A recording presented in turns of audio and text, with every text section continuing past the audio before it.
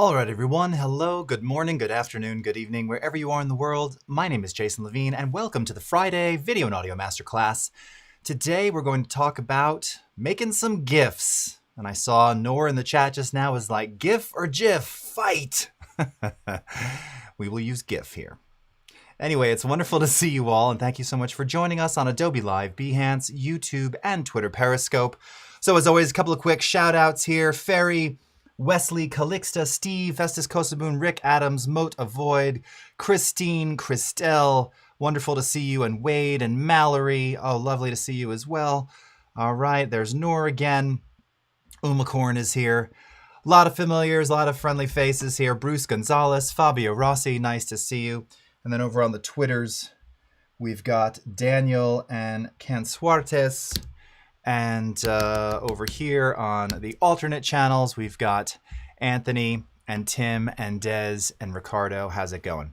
Okay, so we're going to jump right in today. We're going to start by just really making a very simple, making a GIF without kind of changing anything, looking at what that does, what that produces, and then optimizing it. So like all things, there are definite tips and tricks involved when making small animated GIFs. And the whole point of this is you're trying to make something that's just easy to upload, easy to share, right? You can certainly make one that's 20, 30, 50 megabytes, but it kind of defeats the purpose. And something else to keep in mind, these don't have to be Ultra HD, super high quality. They don't have audio.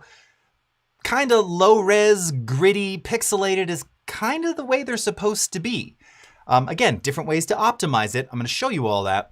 So a couple little tweaky things that we're going to work on here. And then we'll also I'm also going to show you kind of what the same thing would look like outputted as a GIF from Photoshop. So Photoshop has always made it really super easy. And for a long time, the Photoshop GIFs tended to, in general, be a lot smaller than the Premiere generated ones. Now I'm finding it's the other way around. So they've done something to make it a little better, a little more optimized. Want to remind everybody, of course, that I will be following the live chat over here, b.net/Adobe Live. So if you're watching on Twitter Periscope or on the other YouTube channels, I'm not going to see your comments probably during the broadcast. So I'll come back to those at the end. But if you want to submit live questions, this is the chat that I'm reading live. I never can get this right. This is the chat that I'm reading live, so go ahead and follow that one. All right? All right, couple of last quick shouts here. Motion Master, Priyanka Bala, nice to see you. Okay. Ebukir Bailan, thank you so much. Great to see you. Okay, well, let's go ahead and switch over to Premiere, and let's get started, shall we? Perfect. Okay. And the subject of our animated GIFs today, Shark Puppet Imposter, and yours truly. I just can't get enough of that little puppet. So here we have, something that would absolutely qualifies as a funny little GIF. Now the audio is still on here. I'll turn it off, but this is just a really short little clip of the shark puppet from some of the videos you've seen. That toilet paper. Okay, so this is what I want to make a GIF of. A screaming shark puppet who then asks, is that toilet paper? Does it make any sense? Does it have any meaning? No, none at all. Like all good GIFs. There's some like classic ones like, Deadpool guy, Ryan something. And, it's actually, I think that's a Sandy Bullock movie. And he's like in the plane shaking his head. That's like a super famous GIF. But think about that. You've seen it on Twitter. You've seen it on Facebook. It's super low res, super pixelated, right? Small, easy, shareable. Okay, so we're gonna take this. Oh wow, look at that stop frame. That's what you call real motion blur, kids. We're going to make sure that I've got my timeline selected here. Go up to the File menu, Export Media, and go into the Media Encoder. All right, Ryan Reynolds. Thank you, Carolyn. Gosh, some days, right? It's like the brain. I always think of my 10th grade AP history professor who said, are you thinking? You must be. I can smell the wood burning. I can smell it, but it just wasn't coming out. Wait, just as long as we get the audio of the scream. His screams are so good. Now, again, he's the imposter. He is mimicking, but darn it if he can't turn that scream on immediately right away. Okay, so let me start first just by, if you did this for the first time, what's going to happen is like with many formats, when you choose animated GIF as your export format in Premiere, the default preset is to match source. So what this does is it takes all of the source attributes and effectively creates a version in GIF, which sounds great. A couple things to keep in mind here, though, of course, is that, first of all, this footage was shot, it's Ultra HD. So, I mean, I'm sure you can find Ultra HD GIFs online somewhere. It's a classic, just because you can doesn't mean you should, right? There's no reason to make a 4K GIF. There just isn't. In fact, dare I say, the crappier the quality, the better the GIF. Like, there's something just uniquely awesome about it looking kind of gritty. Think about all these NFTs that are selling and the, rainbow pooping kitten or whatever. I mean, nothing particularly special about that, right? So that has nothing to do with GIFs, but that was a GIF at some point, right? Just like the animation of it pooping rainbows. Anyway, my point is, let's go ahead and export this as it is. And you'll also notice, like, there's a quality slider. There's not a lot of stuff you can do. So you can adjust quality. You can adjust the frame size, obviously, the raster size. Frame rate, field order, and aspect, you're not going to want to change those. You're not going to want to render at maximum anything. You're not going to use any of these. You're just going to hit export. So let's go ahead and do that. I will stick it on the desktop, and I just want to make sure that we'll call this original match size. Okay. Click Save. Go ahead and export. So I'm going to use Media Encoder in this modal method here so that it takes up all my system resources but exports as quickly as possible. Now, GIFs will export faster. The reason this has taken a minute, second, 6 seconds, 15 seconds is because it's exporting a 4K GIF, which, frankly, I'm actually surprised GIFs can even be that large. This is not something you're going to do. But there's another reason why you wouldn't do this, and some of you are probably thinking about this. You're like, 4K, 25 frames per second, 100% quality. That's probably going to be not real super small or shareable, right? Most likely. So let's go to our desktop here. And here we are. And there we go. 380 megs. Now, if we look at it, all right, and it's going to even probably take a second to preview here. I don't even know if this is going to preview. Yeah, there it is. Okay. I mean, it looks like a GIF. You can see that it's got, there's some compression in there. You can see it really in the grays of the shark, right? I mean, it's nice, but it doesn't even look 30 frames per second.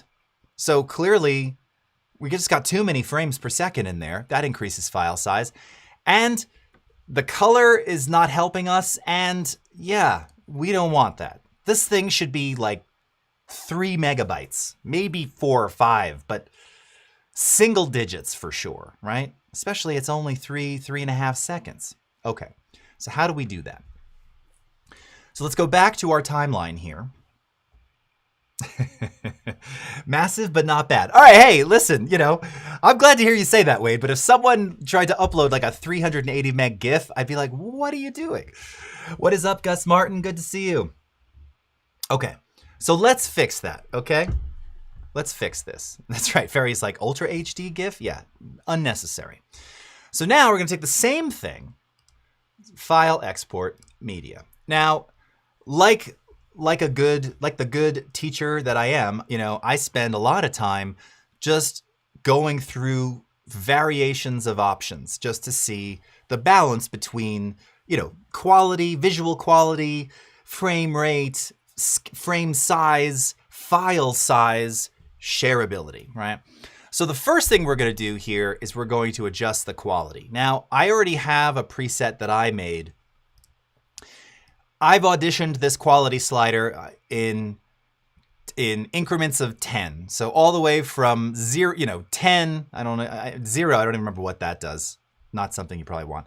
10, 20, 30, 40, all the way up to 100. In my findings, everything above 50 didn't make a significant amount of difference, okay?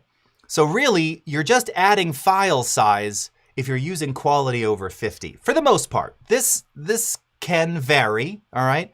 But for the most part, when delivered and then viewed on Twitter or wherever, with quality settings above 50, it wasn't like someone, oh, that's so beautiful. I mean, that's not something people say about GIFs anyway, right?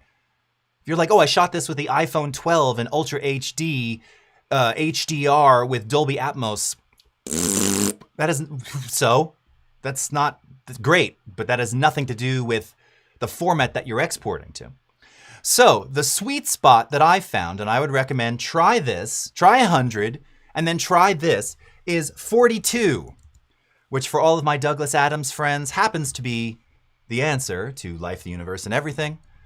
Also happens to have been a very good year for me personally when I was 42. But this just happened to be like a sweet spot where I found like the quality looked as good, a little on the pixelated, a little bit starts looking more GIF-like, but without diminishing returns. The further down I went, you started to see diminishing returns. So again, you just got to play around with it, okay? Now, the next one here is the frame size. So as I mentioned, Ultra HD is nonsense. It's just nonsense. Where do you want to be for a GIF? So I started looking at GIFs online this a while ago. The average size of a GIF was like let's assume it was widescreen, was 360p, which would mean 640 by 360, or even lower, like 240p, which is 427 by 240. Now you might think that's so small. Yeah, but that's how they're typically viewed, right? Look at tweets. The window's this wide. It looks great on your phone. That's what it should be. Just making it bigger is just gonna make the file bigger. Now again, you can play around with this too, but let's do an experiment here. So we're gonna set this to 240, which by the way is like the lowest. I was also like YouTube does, you know, like 240p. That's like the lowest setting for streaming video. So I thought, okay, let's do 240, 427 by 240. Now frame rate is the other thing. Like you just saw, right now we're at 25 frames. At 25 frames per second, that didn't look 25 frames per second. And again, there's not a lot of, even if the motion is intense, this isn't supposed to be cinematic. It's supposed to be like, or a laugh or whatever. The more frames you have, the larger the file size. So if you're really 20 or above, you're probably using too many frames. Now this is a personal preference. You do what you want. Again, sweet spot, I like 12 and a half. 12.5 tends to work. Now, for those of you familiar with like Flash back in the day and have done animation, 12 frames per second, pretty standard for all kind of old school animation and Flash. So this frame rate tends to look pretty good. Field order and aspect, we're not going to change any of that, okay? So let's go ahead and just rename it. And we'll call this 240p, yes, original look, okay? Let's go export. Now remember, the last one at UHD took probably 30 seconds to export. Let's do it now.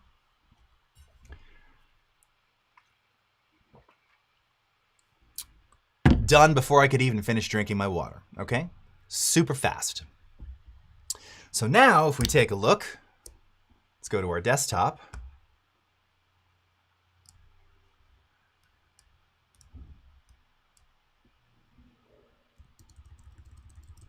Now we're getting somewhere. So we brought it down from 380 to 2.8. Now, if we preview this, you're like, does it look like garbage? It looks like a GIF. And in fact, the lower frame rate, I think, actually gives us more aggressive, cartoony-like motion.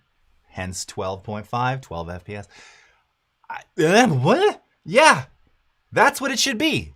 Now, one could argue, let's go to the Ultra HD version that's 375 megabytes larger.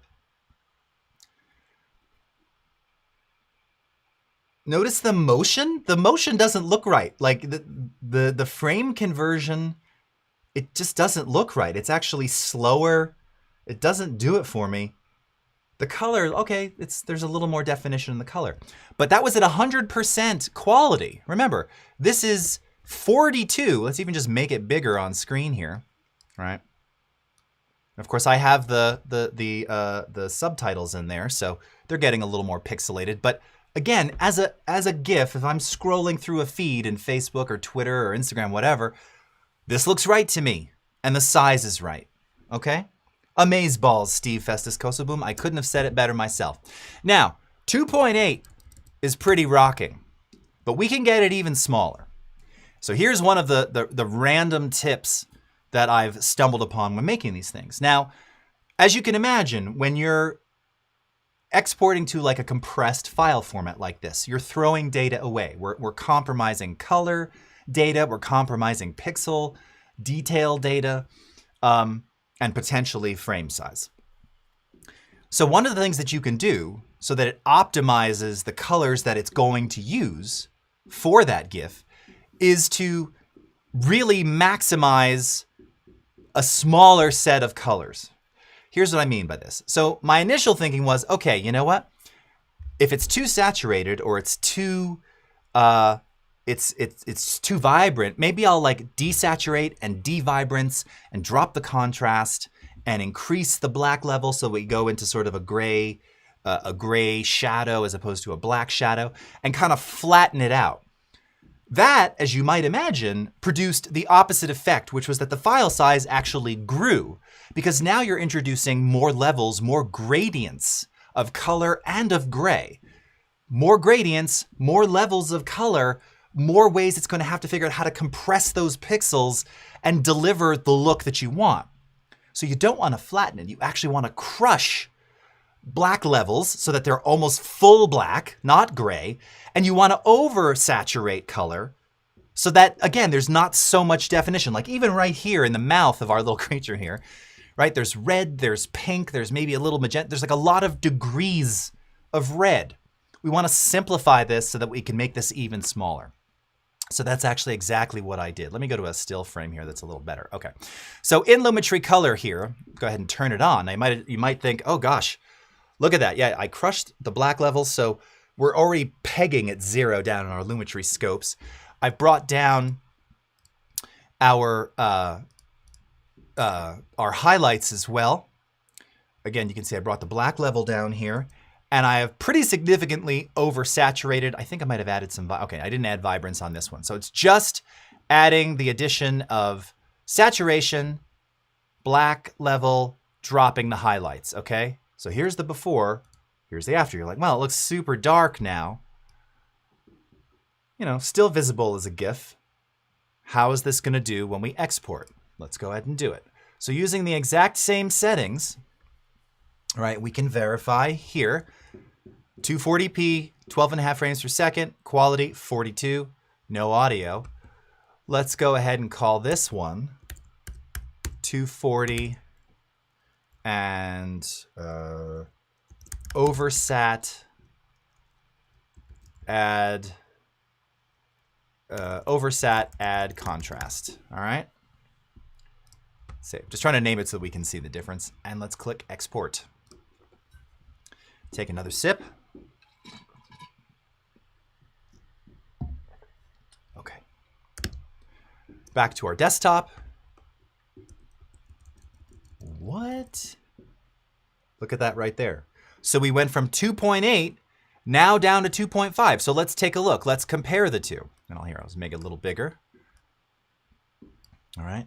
So here's the 2.8. Again, already, whoops, this way. It's already legit. Looks good. Here's the other one. Oh, it's going to make me resize it. Oh, dopey. That's dumb. It's obviously, it's more saturated, it's more contrasty, and it's a smaller file size. All right, before, after, before, after. Now, like I said, it's a personal choice. Do I like it with a slightly flatter, balanced color? Yeah, I do. But if it's like, I got to get this under, 2 megs or whatever it is, now you know a way to do that. And this is really consistent. I've done this a bunch of times on a couple of different options here and always turned out the same thing. All right, let me see if I can find another one where I did kind of the same stuff. Okay, so here's here's another. All right. So this is the original one. The color is, again, it's already sort of dark. And if I look over at my scopes, you can see I'm not like hitting the bottom. I'm not hitting 0 here. So theoretically, there is still shadow detail. We haven't completely crushed the black level entirely. And as filmed in camera, I clearly was peaking in the highlights because I'm shooting against the window right here. But they were brought down in camera, so there's a bit of peaking there. But again, we're not in the 100 range or above. So you can see that it looks overall fairly healthy. Now this original export, if we take a look here, so this is the OK one. This was 2.5, okay? So let's do the opposite now. Okay, so here's the color corrected one with, again, dropping. So now we're adding a bit more shadow detail, but we're still oversaturating and dropping highlights to kind of reel the color in. So if you take a look, you can really see that the saturation makes a pretty significant difference, okay? And look at the scopes as well, all right? So we're kind of bringing that black level down. Let's do even more. Let's actually drop the contrast even more to make it sort of super flat like this, okay? Again, I kind of like this look. This feels kind of film style GIF-like for me. But what we're doing by having that, and we could take it even a step further by adding faded film. What we're doing by raising the floor there, the shadow levels, is that we're just creating more gradient levels of color that it's going to have to fill in. So let's see what this does. So again, if we take a look, the original was 2.5. Let's export this now, and we'll see. Oh, and I want to make sure it's not, I don't have the saturation turned up there. Okay, yeah. Okay. Let's do this. Okay. And this is desat, decontrast. Okay. Film. Save. Export. We are done. Okay. Back we go. Okay, now look, in this particular case, it looks like it didn't change it all that much. It is a little smaller. If you look at the actual byte size, again, YMMYV, your mileage? No, YMMV, your mileage may vary. Here's the original, 2492526. Here's the new one, 2479986, till, 2.5 megs for all. As I heard someone in a TV show yesterday say, for all intensive purposes, for all intents and purposes. It is a little smaller. And again, that's okay because it probably should have gone up a little bit in size. If we actually increase the saturation though, let's do that. Let's do the opposite, okay? So we're gonna increase saturation. Let's bring that contrast back up. Let's get rid of our faded film. Let's go the other way. We're getting a little, bring a little bit of that back. Okay, and let's try this now. File, export, media, okay, oversat, oversee for contrast, save, all looks good, export. When's Shark Week? Z by HP. Good question. I used to routine, it's the summertime, right? Isn't Shark Week in summer? Or like pre-summer? Look at that. It's actually, it's funny. It's not changing all that much. Before when I did it, so you can see down here, I must have just done it a bit more extreme. The original was 2.5. Then I lowered the contrast and desaturated. It was 2.6. And then I added saturation, vibrance, and contrast, and it went down to 2.4. Now I'm guessing if I look at this, 2489.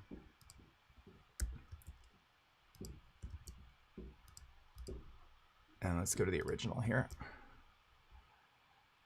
Yeah, so it's the two changes on this particular shot didn't make as much significant difference, okay? But you can see it will make a difference as you change the color attributes. Now, another thing that you want to think of when you're doing this is Does it need to be widescreen in the first place? Oh, I'm having deja vu right there. Does it need to be widescreen in the first place? Probably not, right? Most of the GIFs that you see are often square, or maybe they're 5:4 or some other non-16:9 aspect ratio. So to do that, it's real simple. We're just going to, well, there's a couple of ways you could do it. We could just completely change the attributes of the sequence, or we can use something that'll do it automatically for us, which is auto reframe. So let's go back to Premiere again. All right, and here's a clip of me. Now again, no audio here, just a shot of me looking up, excited, doubtful, excited, doubtful, excited, doubtful. Perfect game for a GIF, wouldn't you say? Okay. So same kind of thing here. Maybe I'll increase my vibrance a little bit. I haven't tried to export this one just yet, but this is in 16:9, and I don't want that. So I'm going to take the sequence, which is here in our project panel, called Reframe Me, and I'm going to choose Auto Reframe Sequence. Now this is a function that is available both in Premiere and Premiere Rush. The idea behind this, now this is a lockdown shot, so we could really just change the sequence settings.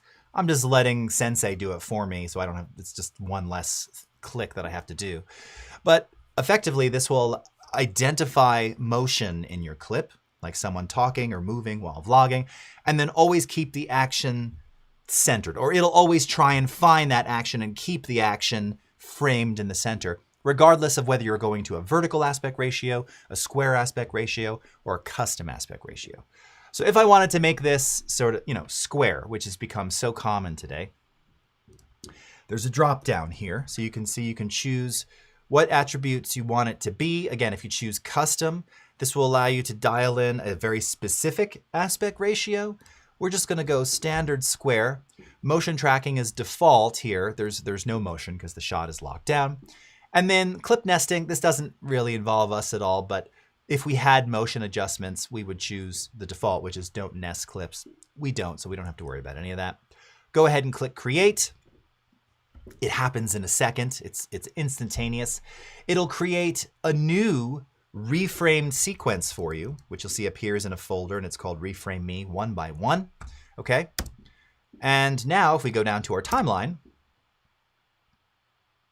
now note it somehow, because of my head turn, that camera move that you see there, auto reframe did that. I actually like it. Again, it's our AI engine. It's Adobe Sensei. So for whatever reason, it thought like it had to kind of follow me. It didn't, but I like it. Now, if we don't want any of that motion, we can simply go into Effects Controls.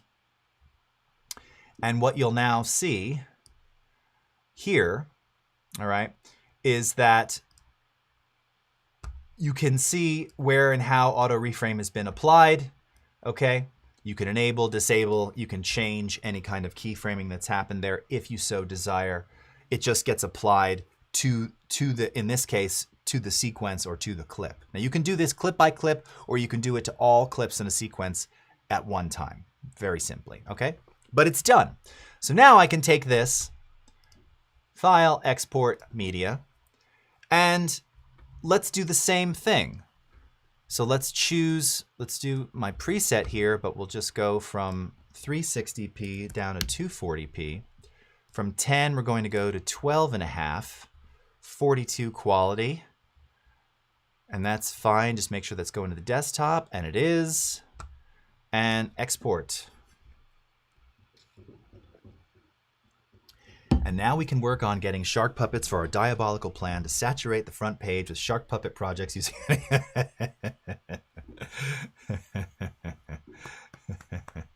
I love that. Okay. Also, don't love that face, so let me skip ahead to that. Okay, so let's take a look. Go to our desktop here. Nope, not my mail. Come on! Oh, for heaven's sake! Bah! Okay. Desktop.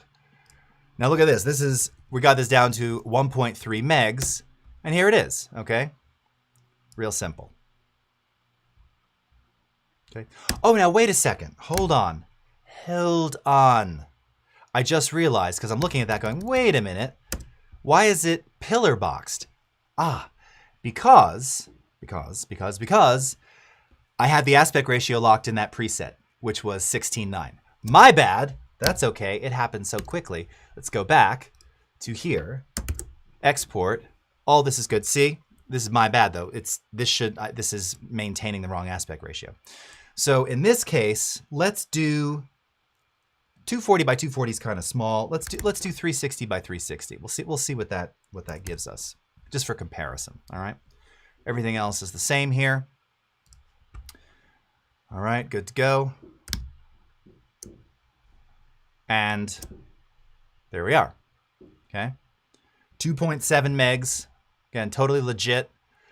I like how you're seeing some of the, the light, my ring light reflections as pixelated sprites there. It looks good though, right? It looks like a GIF. There's even an enormous amount of color detail here. I mean, this is one of the things with exporting this GIF. I mean, even in my beard, it really looks it looks super HD anyway, right? Like it already does. Let's see if we can get it a little smaller, right? So, or rather, let me see what it would look like in its original form here at UHD. So we're going to export this one now. I'll start with the preset here. Let's maintain the aspect. We'll do 360p so just to keep 360 by 360 consistent. And we'll do 12.5. Okay, and we'll call this one wide. Save. Export. Okay. And there you see we increased our file size by 1.4 megs just by keeping it widescreen. When, again, no real reason to have this 16:9 GIF, right? There it is square, there it is 16:9. I mean, I guess, yes, if you want to see the keyboards and stuff, but the action is my face, right? So I've been told. So again, another way to change and minimize that file size, change the aspect ratio. So if you're going from 16:9, go to something else. Let's try this just for giggles. I'm curious. Let's do a vertical reframe. So I'm going to go back up to project panel here. Let's auto reframe. And let's do 9:16, okay? Now, I don't know what this is going to do file size wise, but we'll just try it. Okay, and this one's keeping it super tight. So this is an example where, like, if we didn't like the framing of this, we also, remember, none of this is black box. It's all fully editable. So, we could adjust the reframe scale or disable the reframe and then adjust the scale ahead of time in a 9:16. You have different options here. Again, you can also adjust relative positions here. We make it pretty easy for you to make those changes. That kind of looks like the face on McCartney 2. Anybody knows McCartney 2 from 1980? Okay, let's just see what this one does. Okay, so same thing here. So we'll maintain for this one, let's see. Let's do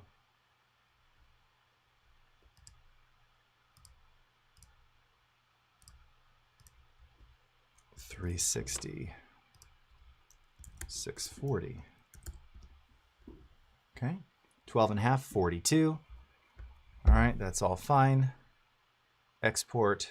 Now, I suppose also theoretically we could probably say, well, maybe we would rather do like 180 by 320, keep the long side closer to that 360, or figure out what that is. Here, actually, let's do this now. If I lock that and make the height 360 instead, so 203. Okay, so let's do that. Let's export it. And let's see what we have. And that one's 1.7. Okay. So the original widescreen, 4.1. our first square one, 2.7, 9 by 16, 1.7. Okay. So you can see how the frame size aspect ratio significantly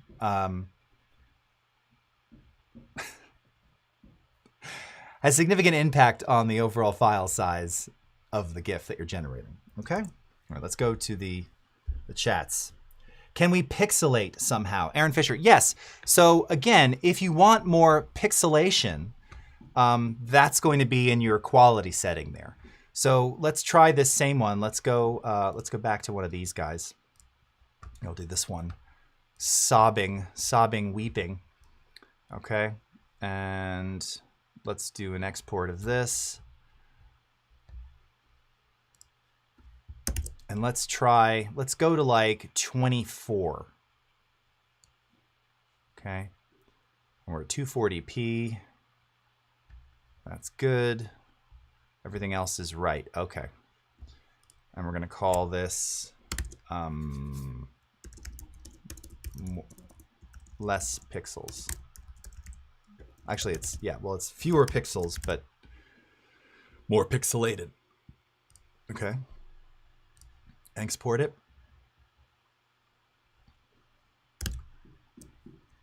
And let's see.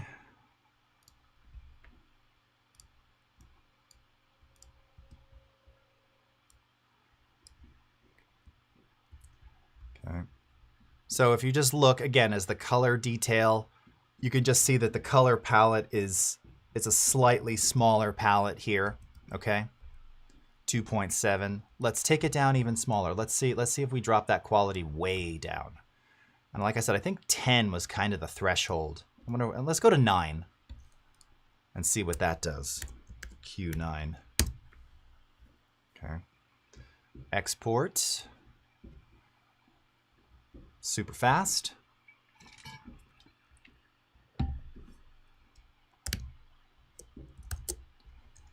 Okay. Now file size didn't change all that much. Yeah, it's getting a little softer. It's actually not as significantly different. Now, where you'll really see major differences where you have control. I mean, again, this example, we're just getting lucky. When I needed to do a bunch of these and I went super low to try and make things small. But that's an interesting thing too. The quality here didn't really say, I'm curious what the impact was in actual bytes. Yeah, virtually it was nothing. No change. No change in the quality. Let's try the lowest. I wonder if something changed there. All right. Let's go all the way down. Let's do 1.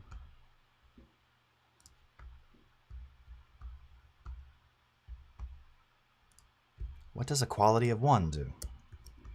Okay, no change in file size. And no change in this look either. So I gotta wonder if this is doing what it once did. It's a good question. Didn't seem to change it very much. Now again, this could be related to this footage. It could be that it's hitting a minimum of 256 colors and it doesn't do any fewer than that. We don't have access to that in that slider. You saw when we were at 100%, it's very different to 42%. And again, in that gradient area there, it's smaller changes, but more noticeable. So maybe it could be around 42 now. There's just not a lot of visual difference. Now let's go over to Photoshop though. That's a perfect segue. Because here you have slightly different settings to produce ultimately the same content, all right? So here we're back at the screaming and is that toilet paper one, okay? Let's go to File, Export, Save for Web, Legacy. And the nice thing about doing it in Photoshop is that, again, you have a lot more visual feedback before you do the export. On the Premiere side, you don't really see any of the visual changes. 5 major things here that will all affect file size. So right now, again, now this is HD. This is not a UHD clip. This is an HD clip. So right now, with the settings where they are, it's going to produce a 12 megabyte GIF. It's already too big. And that's using very few colors and the perceptual, which is the default color reduction algorithm. All right, first thing, let's go ahead and bring this down. Let's do 240p. All right, so to try and make these things consistent. Okay. So give it a second to do its thing. Okay, so right away, whoops, you can't see. We're at 2.81 megs. All right, so we just dropped it almost 10 megabytes by dropping the frame size. That makes sense. Also, it's really nice that Photoshop gives you the preview. Now, to that question before, you can really see here that we're working from a very limited color palette, right? So, as I mentioned, there's several details in here that will give you slightly different file sizes. First is changing the color reduction algorithm. So if we go to like adaptive, okay, we were at 381. Now just making that one change, let me move this over, to adaptive, okay, clearly you can see there's now more color detail, right? So here's adaptive, let's go back to perceptual. Perceptual, it's really, you can see the palette choices here. They are minimal. Adaptive is doing just that. It's looking at all the various colors in there and adapting for a 128 color palette. But we went up about a meg, okay? I usually choose between adaptive and perceptual. So if you like adaptive, you know, now it's like, well, 3 megs isn't bad. So what else can we do? Okay, well, under quality, you have a couple of different options here. Now, bicubic is the default. Again, each of these will produce slightly different looks. Maybe not affect overall file size. I've seen it on some GIFs where it does. Okay, so on nearest neighbor, now we're at 384. Where were we before? Bicubic. Let's see where it lands. 377. Okay, so we went up a little bit. Bicubic is the default quality. I tend to like this one and think this one looks the best. So that affects the file size. Color reduction algorithm affects file size. Actual image size affects file size. And then lastly, your colors, right? So again, if we want to give it the most, let's go to 256. Now this one looks the best. Like I like the look of this one. It looks the most like Premiere's, although again, we still have that there's a lot of color banding going on back there. But the file size is 4783, okay? So it's a little bit bigger. So let's see how we do. Let's go ahead and save this one. Okay, Scream TP for PS, 256 color .gif. Okay, that one's done. And let's go back to this here. I'll put the audio on for a minute because someone was just, Bruce was just asking about that. Oh wait, no, it's the TP one, sorry. The toilet paper. The toilet paper. Okay, and I'm going to just adjust the black level. It was really crushed here. It's gonna adjust it up just a little bit, okay? Or maybe to be fair, just for total apples and oranges, no color adjustments, all right? But let's use the same frame size settings. So we'll go to export media. All right, 240p, 12.5. That's the other thing on the Photoshop side. No adjustment to frame rate. It's doing what it's doing. You can't change that. Here, that's something you can change. We're gonna go with 12.5. Quality's the same, frame size the same, 240p, okay. And we'll call this compare to PS, save, export. Okay. By the way, what do people think about this you've exported dialog box? I've left it on purpose because it's the new option that is on, it's enabled by default. I find it very annoying. I'm curious for those editing in Premiere what you think. I find it really, it's just very distracting. It's just not necessary, right? Okay, so here we go. So Photoshop, all right, 5 megs, Premiere, 2.8. megs. Photoshop, 5 megs, and it still looks to be like 30 frames per second. Premiere, 12 and a half frames, definitely more pixelated to whomever was asking that before. But for my money, the smaller one that's more pixelated and gritty, I like the Premiere one better. The Photoshop one looks good. Again, different style of color banding. You can see it on the wall in the background.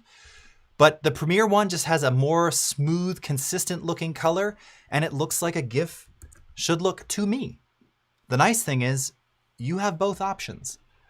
So I tried before the stream here to get the Photoshop ones to be the same size over and over as the Premiere ones. It was hard, and I could get them about the same size, but they would have been with that very limited color palette, and it just didn't look as good to me. So here's what so let's do it. So here we'll go to the to 128. Okay, and back down to 240p, and keep it on bicubic, and that should bring us to 3.7. Okay, and again we can preview here, and if we go to the perceptual, which was the default, so this is 2.8. So this is approximately, is that what the Premiere one was just now, right? It was 2 something. Stop doing that. 2.8. Yeah, okay. So this is Photoshop and Premiere now at the same file size. All right. Same size as Pro. All right. So it's, all right, it's 0.2 megs larger. So here's Premiere's now. Love this. We can just kind of do them side by side. And here's Photoshop's.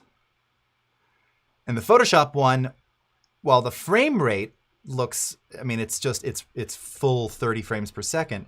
But notice the, I almost said an olive. Notice the lemons and limes. On the Premiere one, it's very clear what those are. On the Photoshop one, it's much more artistic, right? There's just a lot more color banding because the color palette is minimized, right? And you're seeing it in the back of the chair. Again, they're both cool. It just depends what you want. But I love the look of the Premiere ones, and that would be my primary vehicle, primary choice, if I were going to be creating GIFs. So my friends, that's it. It's that simple. Drag your content into the timeline, file, export media, choose animated GIF as your format, and then, as recommended, change your quality slider, like we showed you before. So now it appears below 42 isn't making a significant amount of difference, but above 42 is, and it's only increasing file size. So drop that down. Change your frame size. Again, remember, where is this being viewed? Is it being viewed primarily on phones or in a browser in a narrow column like Twitter's default? It doesn't need to be 16:9, and it doesn't need to be super large frame sizes, right? We saw that. So reframe to square, reframe to vertical if you so desire, but take it from, you know, UHD 3840 2160 and shrink that all the way down to 240p or 360p. Really, ultimately, you want to get down to single-digit megabytes. You know, and these are all 3 to 5 seconds. I mean, most GIFs aren't longer than that anyway. So, but that should be kind of a good thing in mind. If you're exporting a GIF that's 3 or 4 seconds and it's 12 megs, there's better ways you can optimize it a little better, right? Cool. Okay, checking back to the chats here. Clarissa, thank you. You're very welcome. Banding on the run, Reverb Mike, still providing us with those Friday humor. Do you have a podcast, dude? I feel like you should be doing a podcast. So is there a default frame rate in PS, or is it just based off of the clip input? Yeah, I mean, I can only guess, Wade, because I've not found a way to change it, that it's just taking whatever the default frame rate is. Now, again, if, like in this case, I exported an HD version of that UHD. On the Photoshop side, if I know I was going to build it in Photoshop, I'd probably export it down to maybe keep it at 720 or whatever it is, but change the frame rate ahead of time if I know that's what I want to do. Because clearly, yeah, you don't have the option here. Unless I'm missing it somewhere, but I don't think I'm missing it. Yeah. I mean, there's an optimized file size, but that's just a general part of the save for web. Yeah, there's no frame rate setting here. I have you can't see it. I'm just looking at the screen, but there's no frame rate setting, as you can see here. No frame rate. Only image size and resize percentage. All right.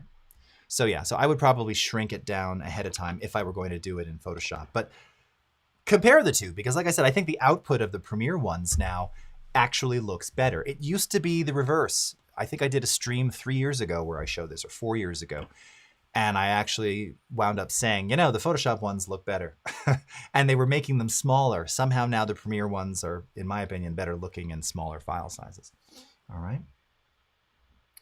Golden Rose, I appreciated the shark puppet sub. Love it.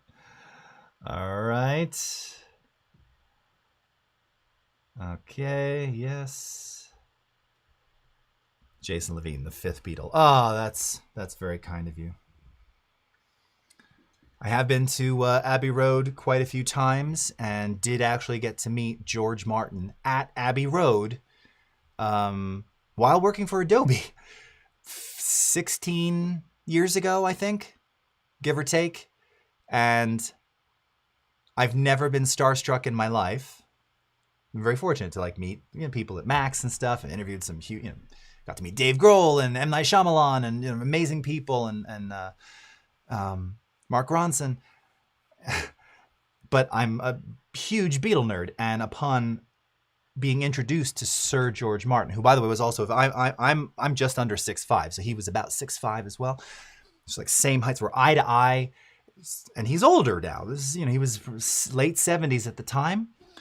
And I just remember I held up my hand to shake his hand, or he held out his hand first and said something to me. And all I kept saying was in my head, don't say something stupid. Don't say something stupid. Don't say something stupid.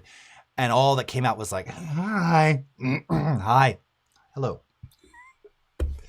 Super, dude.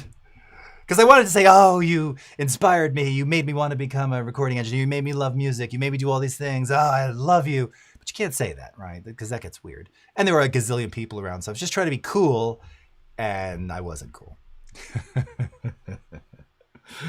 So there you go. Okay. Okay. Sharks galore. Okay. The shark roll instead of the Rick roll. I prefer that because, quite frankly, after the Rick rolls of the quarantine era, if I ever have to hear "Never Gonna Give You Up," I might break something. So yeah, let's change that. I'd rather have Shark Puppet crying than nothing wrong with Rick roll, by the way. Rick is great. Love Rick Astley, but great first impression. Yeah, I know. Sometimes you're the windshield and sometimes you're the bug. I got to meet Brian Wilson years ago. Huge fan of Brian Wilson of the Beach Boys, and actually co-engineered a record that he was making in Nashville. This is 1996. They were making not a duets album, but they were the Beach Boys all got together at that time, the remaining members at that time. That was before Carl Wilson died too. And we're recording with hot country artists of the time. So I got to meet Brian Wilson, and it was the same thing. God Only Knows, that song of his from Pet Sounds, 1965, so hugely influential into my whole just appreciation of music and writing style and composition thoughts and everything else. And all I kept saying, I wanted to walk up to him and go, God only knows what I'd be without you. But I did not. I was just cool and nice. It was like, Mr. Wilson. And he said, no, please call me Brian. I was like, oh, well, Brian, huge fan. Just thank you. It's an honor to meet you. Don't want to bother you. I'll be in the back adjusting the compressors. And that's it. That's what I said. That was it. And it was very nice. And he was very nice. And, that was a period too. He was still pretty guarded in the late 90s. So I was amazed I got to say anything or even say hello. All right, my friends, that's it. Thank you for the stories, Christelle. I know we ended a little early, so you got to hear some rant time. You don't often get that.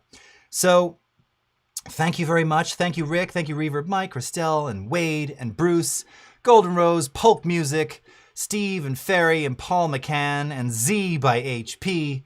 We do love the Z books. And Clarissa Khan, and everyone else tuning in. We've got the Illustrator Daily Creative Challenge coming up next with Claudia, I believe, so you will want to stick around for that. I will not be on the Masterclass next week. I will be on PTO, be taking a day off next Friday. I'll be traveling, actually. First time traveling post start of the pandemic. Freaking out just a hair, not going to lie to you. So hopefully all goes well. Knocking my Tascam, knocking my wood desk. Until then, have a great rest of your morning, afternoon, evening, wherever you are in the world. We'll see you next time. Take care, everybody. Bye-bye.